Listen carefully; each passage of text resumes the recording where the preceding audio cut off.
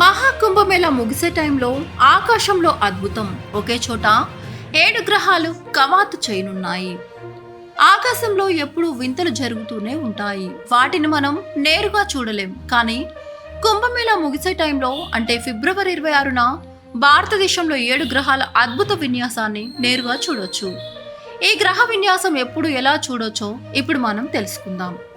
సూర్యగ్రహణం, చంద్రగ్రహణం వచ్చినప్పుడు సూర్యుడు, భూమి, చంద్రుడు ఒకే లైన్లోకి వస్తాయి కదా. అలాగే ఇప్పుడు ఫిబ్రవరి 26న మహాకుంభమేళ ముగింపు రోజున రాత్రి వేళ సౌర కుటుంబంలోని 7 గ్రహాలు అంటే బుధుడు, శుక్రుడు, కుజుడు, బృహస్పతి, శని, యురేనస్, నెప్ట్యూన్ ఒకే లైన్లోకి రానున్నాయి.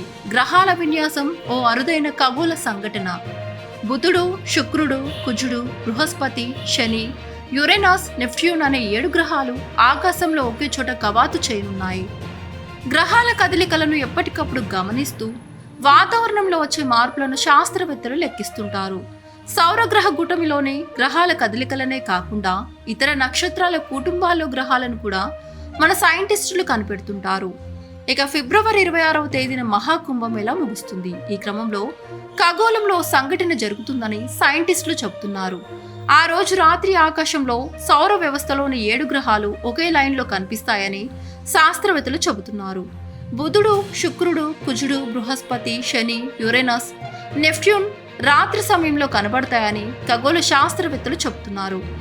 ఇక 2025 జనవరి నెలలో శుక్రుడు, కుజుడు, బృహస్పతి, శని, యురేనస్, నెప్ట్యూన్ ఒకే లైన్లో కనువిందు చేశాయి. అయితే ఫిబ్రవరి 26న ఈ లైన్లోకి శుక్రుడు కూడా చేరనున్నాడు. ఈ గ్రహాలన్నీ సూర్యగ్రహణానికి ఒక వైపున చేరి కవాతును సృష్టిస్తాయని ఖగోళ శాస్త్రవేత్తలు అంచనా వేస్తున్నారు. సూర్యుని కక్ష ఒకే తలంలో ఉండడం వలన ఆకాశంలో సూర్యుని స్పష్టమైన మార్గంలో ఈ 7 గ్రహాలు ఉంటాయి. ఒకే వరుసలో కనిపించే 7 గ్రహాల్లో 5 గ్రహాలు బుధుడు, శుక్రుడు, కుజుడు, బృహస్పతి, శని స్పష్టంగా కనపడతాయి. యురేనస్, నెప్ట్యూన్ చాలా మసగ్గా ఉండడం వలన బైనాక్యులర్లు లేదా టెలిస్కోప్లను ఉపయోగించి చూడాలని ఖగోళ శాస్త్రవేత్తలు చెబుతున్నారు. గ్రహాల విన్యాసం స్పష్టంగా చూడాలంటే తక్కువ కాలుష్యం ఉన్న ప్రదేశంలో చూడొచ్చు. ఆకాశం స్పష్టంగా కనిపించాలి. సూర్యాస్తమయం తర్వాత లేదా తెల్లవారుజామున గ్రహాల విన్యాసం స్పష్టంగా కనబడుతుంది.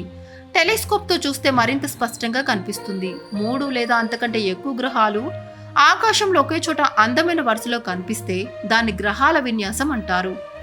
గ్రహాల కక్షలు భూమి నుంచి చూసే కోణం వల్ల అవి వరుసలో ఉన్నట్లు కనిపిస్తాయి. ఇక గ్రహాల విన్యాసం ఓ అరుదైన ఖగోళ సంఘటన.